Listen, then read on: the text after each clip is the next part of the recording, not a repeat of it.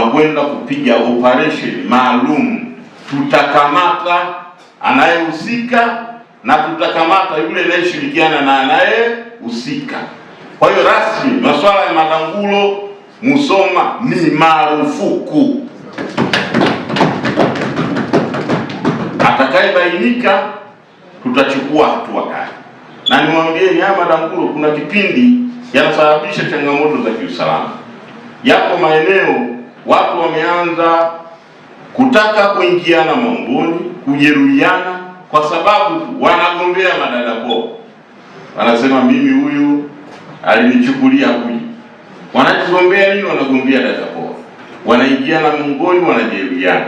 Mwingine anasema huyu dada alinidhulumu, alichukua changu, akakutana na mtu mwingine mwenye hela kubwa zaidi, mimi akanitoroka. Sasa mimi namsubiri kwa hamu na shauku. Sasa haya mambo hatuwezi kuyaruhusu. Kama tunatafuta vyanzo, tutabuni vyanzo vingine vyenye tija, lakini sio udangulo.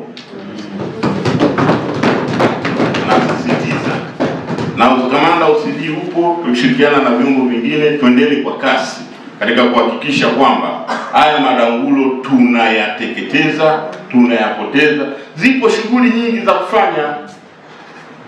Kama tunawapenda, waambieni waache, wajiunge kwenye vikundi, watengeneze miradi. Mkurugenzi yupo na nyinyi halmashauri mpo, wakopesheni, wafanye shughuli mbalimbali za kiuchumi. Lakini hilo jambo hapa kwetu la madangulo halina nafasi na ni marufuku.